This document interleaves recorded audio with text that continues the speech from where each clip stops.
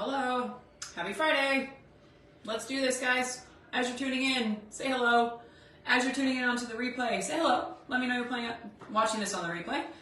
If you're tuning in live, let me know what you're doing. I'll wait a few seconds so everybody can join. It is Friday afternoon, and I know I tend to do these on Friday afternoons, partly because it tends to fit well in my schedule. But certainly there could be some other times, hi Holly, that I can do that hopefully could get some more folks to tune in and join. How do you guys feel about the evenings? Could an evening discussion be good for you too? Holly, I sent you a message on your Instagram. Check it out. As you're tuning in, say hello. Let me know where you're tuning in from. If I don't know where you're from, I know where most of you are from. Hey, we're talking today about the scale. We're talking about ways to untangle your self-worth from the scale. And let's be honest, we all struggle with this. So when you're popping in and saying hello on the replay or on the live, tell me if your team I weigh every day. Tell me if your team I weigh occasionally, or if you're on team I never weigh. Fridays are harder for you, evenings are great during the week. All right, thanks, Holly. Again, so if you're tuning in and you're listening to this now live, you're either team I weigh every day, team I weigh occasionally, or team 3 I never weigh. What are you? And I'll wait. Hi, Becky. I should get my crazy cat in here. He is still Holly weighs every day. So she's team 1. Becky is team 3. Never. Anybody on team 2 occasionally? Hi, Faye. Which team are you on? Team 1, I weigh every day. Team 2, I weigh occasionally. Missy is on team 1. Team 3, I never weigh. I have some people that I work with that don't even own a scale. Hi, Missy. Like I was saying, I should get my crazy cat in here. He had dental surgery the other day, and they gave him like a long-acting pain injection. And my God, he is like high on catnip, running around like he's crazy. All right, Jessica's on team 2, Faye's on team 2. So when we think about this, what's the point of weighing? You know, what's the point of stepping on a scale that's going to tell you how much force your body creates on the earth? How much force is the gravitational pull pulling down on your body? Why do we do this?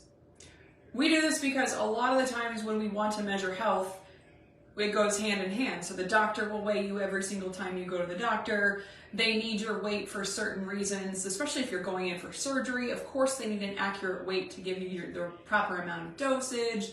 But why is it that we entangle our health based on our weight? And then in turn, why is it do we entangle our weight with our body composition? Because we know that BMI tends to not be very accurate for your body composition measurements, but yet is often used to classify you as underweight, normal weight, or obese or overweight, and all of those different categories, when in reality, it doesn't really have a lot to do with it. And the answer really to that is it's because there's a lack of easier measurement tools. Because a lot of the times when we weigh ourselves, we're after the measurement of, do I have a lot of body fat on my body? Or we're after the measurement of, at what state is my body? Is it in a healthy state or is it in an unhealthy state? And oftentimes we get to this point where we're like, we don't have any other ways to measure it that's simple, easy, and quick and effective. So we oftentimes just kind of rely on the scale, right? And so for most folks, it is the way we measure success. It is the way we measure weight loss. And weight loss is typically the message that our society tells us, like, oh, you need to lose weight. You need to lose weight to be healthy. And so there's a lot of this stuff that gets tangled up into this big old web that when you set out to lose weight to become healthier, no doubt your mind goes straight to this scale, okay? And there's no other reason why it shouldn't, because there's no other way to really measure. Well, there are, and we'll talk about that. So there certainly are ways that you can measure. Let me tell you my personal view on weighing. So my professional view is that it has its place, and that it has its place for the right people and at the right time. Okay, so I'll share my own personal example. For the longest time, how far do I want to go back with this? Okay, I can go way far back. I'll tell you a story from way far back ago. So when I was in graduate school, before I was a dietitian, I didn't really know what I wanted to do in my life. I was not really focused on health and fitness. I was focused on figuring out what the hell I wanted to do. And so I gained a lot of weight in grad school, and I never weighed myself. I thought, oh, if I stepped on the scale, I'm going to be sad and I'm not going to weigh myself. So eventually one day I actually did get on the scale, and the number I saw was atrocious in my mind, because I'd never hit that number before in my adult life. And I was 26 years old, and I was like, oh no, that can't be true. And of course I doubted it at that moment, and I was like, okay, I guess now I'm going to do something about it. So I actually went up to Weight Watchers, and I did the Weight Watchers program for a long time when I was in grad school, and that's how I lost all the weight that I lost in 2007 through the Weight Watchers program. Again, that is a rabbit hole that I don't want to go down, but I will certainly share with you my experience with that and my own thoughts about Weight Watchers now as a dietitian. But it worked for me, and at that point I was on the scale every single week because I had to be. And so it definitely did give me a rush and a high. If I got on the scale and I was successful and I lost a pound, I lost 2 pounds, I lost 3 pounds, I was so excited. But then the flip side happened, of course, and when inevitably I was up, I was pissed. I was angry. I was wondering what the hell I did wrong. When in reality, we know that weight loss is not linear, and that we should never expect to see a consistent downslope of pounds being lost, okay? So that was my experience with weight loss back then. Okay, now fast forward as a dietitian and a professional, I know, no, I don't want to say I know. I use the scale in different ways. Hi, Pam. I definitely use the scale for those that can handle it. I will say that for those that can handle getting on the scale absolutely every single day to monitor what's going on and that can understand and appreciate the fluctuations that are bound to happen, I will recommend to those people to get on the scale every single day. I do it personally right now because I want to get a little leaner, just because that's where I personally want to be. And so I get on the scale pretty much every single morning, just because I know it's going to set me into that right mind framework of, okay, I'm making good choices for myself today. I weighed myself. This is where I am today. And maybe tomorrow will be lower. Maybe tomorrow will be higher. Okay.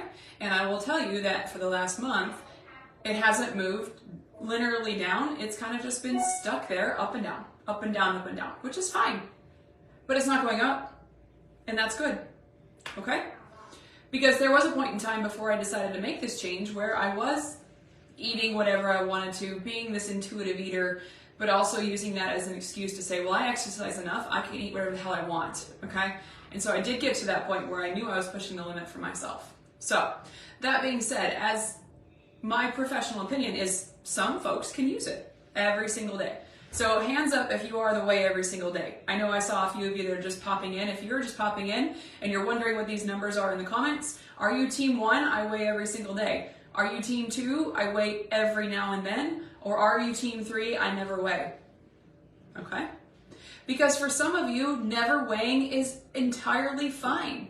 Because what happens if you were to get on the scale and then you see the number and you go, but shit, I've been working my ass off by tracking my nutrition. I've been, exercising consistently. I've been managing my stress. I've done everything right. Most of you are team 2.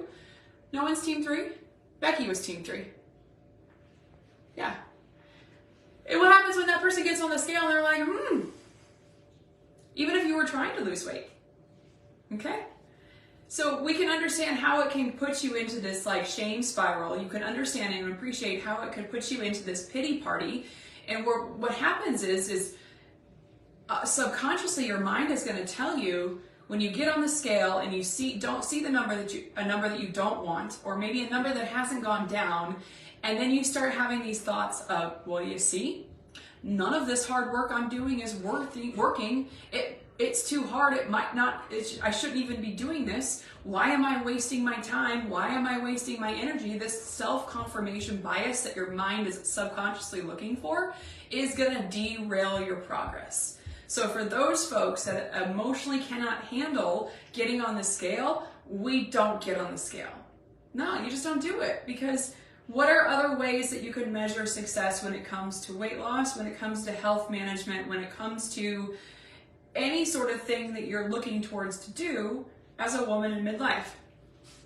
Becky doesn't even own a scale. That's a big part of it, because I also think it would be one of those people who couldn't handle it. Yeah. So what happens when you're ultimately faced with it? Okay? So what happens when you go to the doctor's office, which we all know the doctor's office scale puts an automatic 5 pounds on extra that you didn't expect. Just like being on camera puts on 10 pounds extra that you don't think you have. But what happens if you are team 3 and you never weigh yourself and you don't have an idea of what you weigh, and then you get on the scale at your yearly doctor's appointment? How does that make you feel? How do you deal with that? That's a real question I'd like to hear an answer to for those of you that are in team 3 or even team 2. Because let's talk about the people that occasionally weigh. So the people that will, weigh once a week, or potentially people that will weigh once a month, or maybe even those that are on a weight loss journey that want to shed a few pounds and that do get on the scale every week and find that it's not moving, okay? How do you deal with that, and how do you continue to keep moving forward? And I'm posing this question to all of you because I'm sure at some point in your life you were probably on a weight loss journey, and how do you deal with those setbacks? She went to the doctor today. Jess went to the doctor today. And then they take your blood pressure, because then, okay, they call you from the waiting room. They pull you in. Please get on the scale. You're like, fuck. Can I take my shoes off? Shit. Can I go to the bathroom? And then as soon as you sit down and you see that number, you're like, oh, damn. And just like Jessica said, they take your blood pressure, and then you're upset about that. Yeah. Hi, Dawn. Yeah, I hear you, Becky. The conversation today is really about untangling our self-worth away from the number on the scale. So we're all kind of talking about what team we're on, being if you're on team I always weigh, team I occasionally weigh, team I never weigh. But it still doesn't dissociate the fact that we often associate our health, our worth, with the number on the scale. And not even just the number. I'll go a step further to say we will assess our own worth based on our body size. Say yes in the comments if you think that statement is true. That we will assess our own self-worth based on our body size. Put a yes in the comments if you think that's true. Hi, Lisa. Yep. Totally true. Jessica says it's true. Because it is. People think it is. Lisa doesn't think so. I'm glad you said no. But that's the message that we get. Sometimes. More often than you like. Right. Yes. Because why do you think I have a job? Why do you think I have a job coaching individuals to lose weight, when in reality, my secret mission is to coach ladies to create a healthier life? I could give two shits if you lose weight.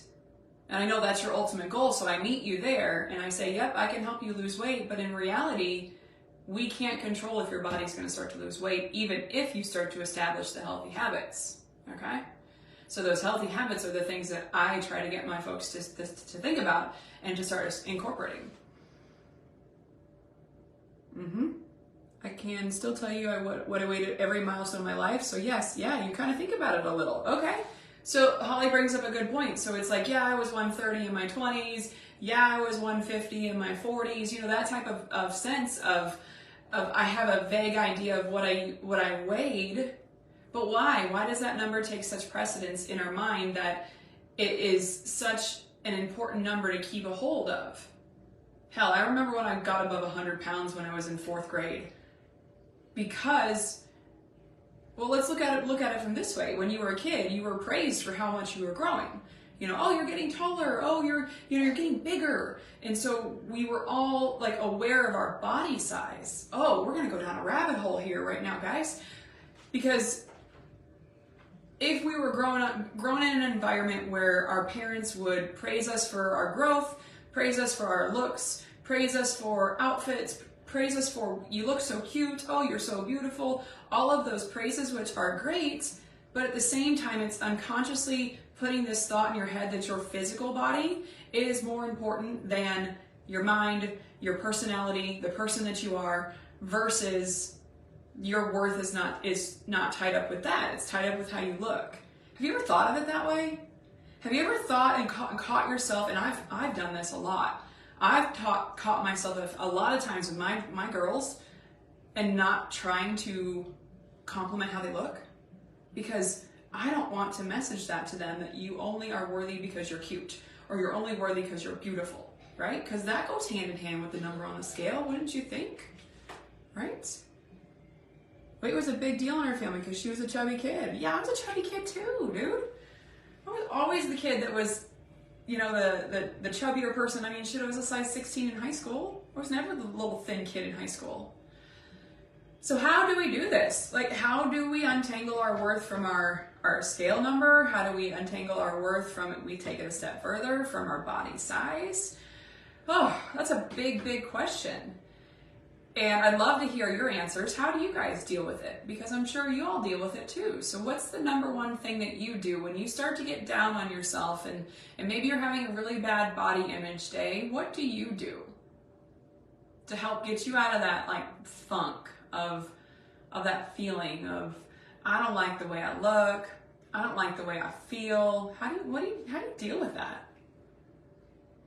Yeah, it has been. So as you're answering that question in the comments, focus on what your body can do. Absolutely. Think about those things when it comes to what other things can we pass along to the next generation. Because if we're not okay with this starts with this awareness of this is what's happening. Diet culture or society, even, you know, employment culture, like wherever you are in your job, if you don't have a job and you're retired, the environments that you put yourself in, do you tolerate this kind of stuff? Do you call people out for those types of comments, behaviors, even unconscious behaviors? Like sometimes I have to call out my mother for the same type of thing where, oh, she'll say things to my youngest daughter where oh, Jojo, your legs are so skinny, you're so skinny. And my two daughters have very different body types. So I don't want my other daughter to overhear my mom telling her that. And so sometimes I have to like show her that this is not okay. So do you ever call it out? So Brandy, as you're joining us, tell us if you weigh every day. If you're team 2, I weigh occasionally. Team 3, I don't even own a scale. I don't weigh at all. Lisa's more concerned about stamina, strength in general, but if I could effortlessly lose 10 pounds, I'd like it. So why is that, Lisa? So if you could effortlessly lose 10 pounds, it would be good for you. But why? Because what if those 10 pounds were causing, you know, enough cushion that you could lift heavier weights, enough shock absorption so you can do some of those big things that you train to do. And maybe those 10 pounds to lose, you have to drastically cut your calories to make it so your energy levels are shit. So even though we have this idea that losing weight is gonna make us feel happy, make us feel like a better human being, our life is gonna be better, all of these things that we put on a pedestal, when in reality, if you lose weight, those things that you say are gonna happen may or may not happen. You know, like you've all heard that story of, oh, well, I'm too overweight to travel to Europe. I'm too overweight to go get that portrait done or that photo shoot done, or I'm too overweight to start dating. All that crap, if you think weight loss is the answer, that crap is still going to be there. There's insecurities that still will be there. Absolutely. Brandy weighs once a week. You have to correct your mom too? Yeah. So it really starts with that awareness. So when can you, and how do you call people out like that? Like that's really tough because I feel like we're all very different people and we all have personalities that are all very different, and I don't know if some people have that awareness of what the words that are saying coming out of their mouth are actually saying and how it's impacted and interpreted. And some people are obviously not very aware when they say things like that, and you need to call them out because otherwise they'll never know, right? Yep. Yeah. So Holly says the lady showed up in a reel showing off her size 14 women. I follow her now because she looks so gorgeous all the time. It reminds me to stop waiting to lose weight, to dress nice and look good. Yeah, so what are you waiting for? So if you are actively like putting it in your mind that I want to lose weight and I'm going to feel so much better, so much more energized, all of this stuff that we put on weight loss, why can't you still do that today? Why can't you put on that pretty dress? Why can't you put on that swimsuit? Why can't you go out and do those things that you need energy for or confidence for and just do it anyway, right? Like I said, my ultimate goal as a weight management dietitian, as somebody that helps folks lose weight, is to really build the confidence in healthy behaviors and healthy mindset. Likely the weight loss follows, but sometimes it doesn't. And if it doesn't, we still have to be okay with that because that self-worth is not going to be on that scale. Because who gives a fuck what that scale number says? And I say this, and don't think that I'm on this pedestal that I still don't get on the scale sometimes and go, motherfucker, why is that scale number so high? And I will tell you that it's still a battle for me too, but it's not a very big battle, but it still is a battle. So I shared with you a few minutes ago that I am currently making better choices because yes, I do want to lose a couple of pounds because I did shift the pendulum too far this way of indulgence. So I'm just trying to get back down to a more comfortable weight, which for me is about 155, okay? And I put on a lot of muscle in the last year, which is pretty amazing. I've been working with a trainer myself and he programs some crazy shit and I've put on a lot of muscle. So I even know that I can get down to 150, which if I'm honest with you, I'd love to see 150. But I know I've put on muscle over the last year. So I'm like, okay, I want to be at 155 because I think that's where the leanness is going to come. And the other day I got on the scale, it was 159 when I saw 155 like a couple of days ago. So it's like, yeah, I still had that moment of what the fuck? But then I thought, no, dude, it's probably because, you're holding on to extra water, you're doing other things that your body just swung up a little bit. So I still struggle with it too. I don't want you to think that I'm coming on here with like this pompous attitude of people, this is something you all need to deal with. I still deal with it too. It's just, I have a bit more experience with the logical side of it. Have you ever thought about this? Your emotional side and your logical side of your mind don't often agree, right? So logically, we know that our worth on the scale, our worth is not tangled with the number on the scale. Logically, we know that. We know that we are a human being that has feelings, that our personality, the people that we are more worth it than the body that we're in, okay? Logically, we all know that, but emotionally, a lot of the times, we don't agree. And for various reasons. It could be that you have an ideal shape that you want to get back to. It could be that, you've been told you have certain diseases or certain risks for diseases and you need to get away from that path. And so there could be all of these ideals that you're shooting for, and then that weight is the thing that's holding you back, the thing that's preventing you from feeling worthy, preventing you from feeling your best. I don't want to say worthy, so let's just call it your best, okay? And so logically, those two minds these two minds, your logic mind and your emotional mind, are not agreeing.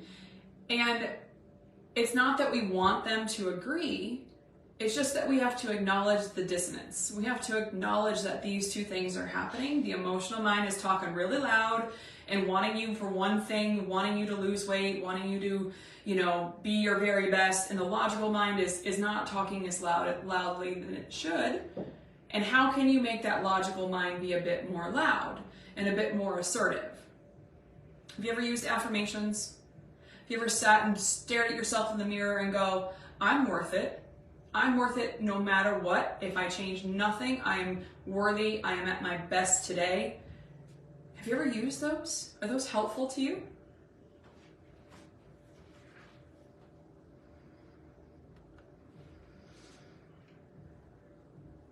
Yeah. Yeah. Yeah. I mean, these are big thoughts.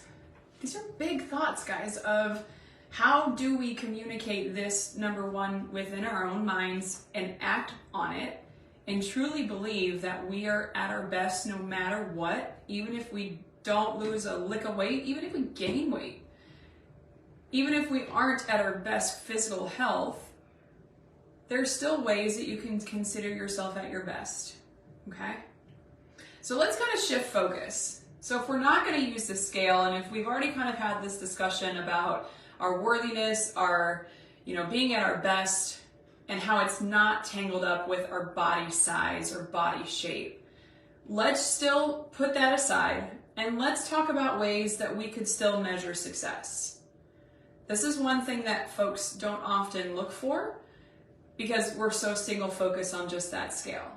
So what are some other ways that you can measure success? If you truly are either on a weight loss journey or maybe just a health journey or something to better your physical self, what do you do to measure success?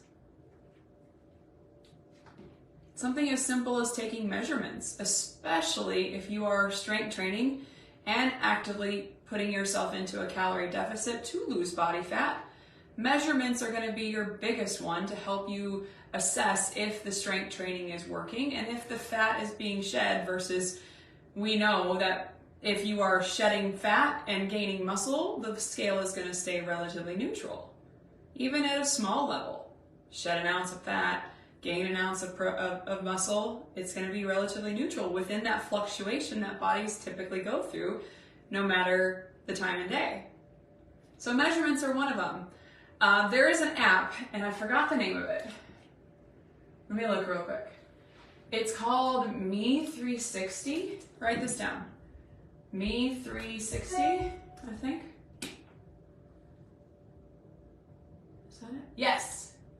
So Me360 is an app that will use the camera on your phone, and it tells you to stand a certain way, and you turn around in front of it.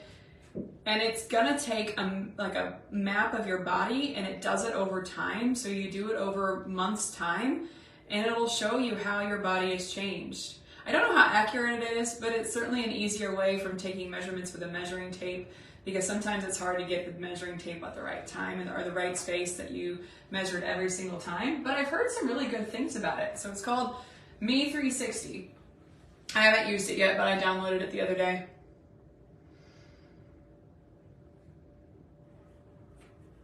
Hi, Brandy. She pays attention to how her breathing is. She doesn't focus on...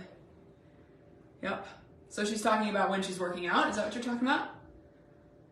That's a big success to you. So, okay, so she's talking about ways that she's measuring her own success. She's talking about how she's maybe not breathing as hard during a certain type of workout. And that's an indication that your cardiorespiratory system is getting better. It's getting stronger. If you can talk during your exercise routine that you maybe couldn't have talked in before, then that's a huge win. So measurements, how you're feeling in your workouts. Someone hasn't mentioned the way your clothes are fitting. And of course that can be either way. So the way your clothes are fitting can give you an indication if things are working and your clothes are feeling looser. And of course, if you don't own a scale and you don't weigh yourself, then maybe if your clothes are fitting a bit tighter, then maybe that's a sign to you that something is changing in your body and you may or may want to do something about it. Buy new clothes. That's another thing. I like any excuse to buy new clothes. So, what's another way? What's another way to measure your success? I have a really good one. I'm just waiting if anybody's going to see it. Say it. Progress photos. Absolutely. That wasn't what I was thinking of, but progress photos are huge. And especially if you do start on a weight loss journey, or if you're like, oh, okay, I'm going to start documenting what I'm doing, you really are going to want them because you never know if this is the time that it's actually going to work and that you are going to start to lose that weight that you're looking to lose, or maybe even just change your body shape. Because let's be honest, you could be at the same weight and look entirely different, and I bet you that number on the scale is not going to matter anymore, as long as you look the way you want to look. I asked that to a client one day because she was so focused on the scale moving, and I said, what is it about the scale? Why do you want to see this particular number? And she's like, just because I know that's where I feel the most comfortable. I said, okay. I said, but what if I could wave my magic wand and make you the shape that you want to be, the body that you want to be in, but yet the number on the scale was 10 pounds heavier. Would that be okay with you? And she was like, no, it still wouldn't be okay with me. I couldn't understand that, because for most people, we equate with the number on the scale with how our body looks. And that number on the scale will ultimately lead to the body that we want, right? So if you say, oh, I want to be at 150 because that's where I look the best, or I want to be at 150 because that's 10 pounds less than I'm at now, and I think that's what I'm going to look like. But if I pose the question to you of, okay, if you started to add strength training, if you're not, and your body changes, but yet the number on the scale is the same, does it matter? Answer that question for me. Does it matter? I sure hope you're going to say no, because it shouldn't matter. Because it's not like we walk around all day with like a number above our head that says, I weigh 158 pounds, or I wear a size 10 clothes. Like, come on, it doesn't matter, right? So the other thing that I was really hoping that somebody would get to, and it was about, I posted a reel earlier today about controlling the controllable, because this is one thing that I often coach on. And Holly will probably know this. So when all else fails, when people come to me and they say, Julie, I'm doing absolutely everything that I've been told to do, that I know to do to better my body shape, to lose weight, to feel healthier, to be more energized, I'm tracking my food, I'm sleeping better, I am exercising, I'm strength training, I'm doing absolutely everything, Julie, but the scale's not moving. My point to you would be, okay, the scale's not moving. What's the alternative? What if you chose not to track your food? What if you chose not to make good, healthy choices for your food? What if you chose not to exercise? What if you chose to do the exact opposite of what you're doing? And where would that take you? Oh, I'd probably gain weight. Oh, I'd probably feel really gross. Or, oh, I would probably be really, really mad at myself. Okay. So you're not doing that. So that's a win. You are doing the things that is going to support this lifestyle that you want to live, that's going to make you feel energized, make you feel confident, make you feel healthy. But the weight's not coming off yet. There's no other alternative here, right? So you can control the controllables. You control those habits that you know we should be doing. And if the weight loss happens, the weight loss happens. And if the weight loss doesn't happen, then maybe that's a sign to say, okay, maybe the plan's not right. And that's where I come in. So I start to ask you more questions about what you're currently doing, and if there's a hole or a blind side or something that maybe we're not considering. I have a client that specifically I'm thinking of right now where she has been consistent as fuck. She has been one of my most consistent clients, shows up for her workouts, does the things she's supposed to be doing with her food, stress management, doing pretty good, sleeping a little bit better, all the things that I recommend, and still hasn't moved. So my thought was, oh shoot, what do I do now? Because I have nothing else. I'm like, well, if this is what you're doing, then we can't take you down any lower in calories because you're just not going to be fueling your resting metabolic rate. And so I asked her to go get a test done so we could actually measure her resting metabolic rate. Because if my hunch is correct, we might be having her on too high of a calories, but I don't want to take her too low without firm assessment of her resting metabolic rate. And so there are lots of ways that I help my clients find other places where you may have not even considered. I would not have been comfortable taking her down lower in her calories if I didn't have documentation and evaluation of what her actual metabolism is. That's kind of a tangent. Where was I going with that? I don't know. How's everybody doing? I'm checking the comments. Hi, Jackie. Hi, Jordan. What else is going on? So, guys, I hope something stuck with you in this conversation. So if you're just joining us, we had, of course, conversations about how we talk about our self-worth, how we entangle our self-worth in with the number on the scale. How can we get away from that? How can we identify and be aware of it? How can we call out bogus bullshit when we hear it? Because if we are truly going to be those women that push our generation forward away from this toxic diet culture, we have to call it out when we see it. And I'm saying that looking myself square in the eye too, because I struggle with calling people out in my family. I struggle with it all the time because that's just the way they are. And it's hard to step up to your mom and your grandmother and say things like, that's not appropriate. So what did you take away from this conversation? What can you walk away on this Friday afternoon and go, okay, my mindset around the scale has been changed, or my mindset around my own perspective on the scale has been shifted? You tell me. I will tell you that the scale is not for everybody. And we know that. The scale is for some folks that can handle it. And the scale definitely does have its place, because for some folks, the scale is necessary to understand what's happening in their bodies, but it's just not for everybody. That is for sure. What are you guys doing this weekend? That's pretty much all I got for you guys today.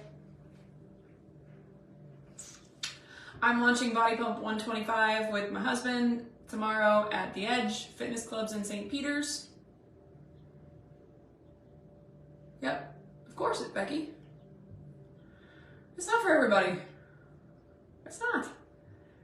And in fact, I hesitate to offer doing it with people. Like, I have one client that is weighing herself every single day. One! Out of my whole list of people. One!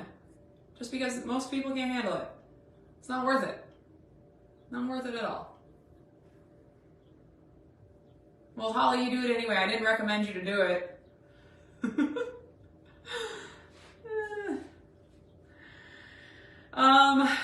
We're doing launch this weekend. I'm also doing some other stuff for my business. I've got some things happening on the behind the scenes for my business.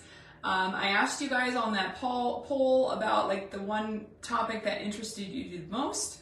Not like this live discussion I do on Fridays. I'm gonna have a more formal presentation with slides and action points and takeaways and things that you can walk away from this webinar, seminar, masterclass, whatever you want to call it, with actionable items to help you with hormone balancing in midlife. And so that's happening. That's happening in August. So if you are a planner and if you want to join me for that talk, it's going to be on August 4th at 7 p.m. Central Time. And it's going to be a valuable talk where you can learn some action items to help you really think about what's going on in your body with your hormones, what happens as we age, and what you can do about it. Because a lot of the times there's such confusing information out there that it's hard to understand what's going on specifically for you and understand what impact your hormones and balancing your hormones. I say that in quotes because it's a buzzword and it's not my favorite, but it's something that people will tend to understand when I say balancing your hormones, because your hormones have a lot of ways you can influence your hormones with what you eat, the exercise and activity you do, the way your mind manages stress. All of those things can be influenced by your hormones. But that's coming on August 4th at 7 p.m. What else? I also launched my personal training subscription program. So if you are listening to me screaming at the top of my lungs that you should be heavy strength training in the weight room and you don't know where to go, let me know. I have a very easy program that you can get on top of and use right now if you have access to the gym. If you don't have access to the gym, I have an at-home version that's super simple too if you have dumbbells and resistance bands or are willing to purchase them. If you're interested in those services, just please let me know, because it's a really great program that's getting you an easy way to get strength training into your day. And two objectives in my career is to secretly get you just to be appreciative of your healthy habits. That's number one. My second objective is to have every woman in the world strength train with a heavy barbell. Those are my two big objectives to my career. So Becky's going to Indiana Jones with her fella. I'm coming to Indiana next week for Holiday World with my kids. So that's next week. What else is going on, guys? I don't think I missed anything. Does anybody have any questions? Does anyone have any comments that they want to share? I think my next thought is to bring somebody else on to these group lives. Maybe have like a group kind of discussion with another professional in this realm of areas. Hi, Cariel. You should go too. Got Lily into weightlifting. Yes, you should go too, Holly. Cariel, we're kind of wrapping up here, so I'm gonna hop off of here today, guys. You guys enjoy your weekend. If you have any questions or any sort of comments or anything that you need some support with, always feel free to put it up in the group. I would love it if more folks would post their questions, their concerns, their things that you need support and validation with. I would love to hear from you guys. Don't think that this group is just purely for me to post. You all are more than welcome to post your wins, your frustrations, all the things that this group of women can support you with, because you don't know this, but a lot of folks that are in this community, I know a lot of them because I've invited a lot of them, but those of you that don't know each other, because a lot of you have come from different areas of my life, you all are wonderful people. Wonderful, empathetic, supportive, incredible women. And so if we just open up a little bit, put some stuff out there, be a little vulnerable, you'll find that you might find a virtual buddy that can be a little, like maybe a bestie. Maybe a bestie that you don't even know you have.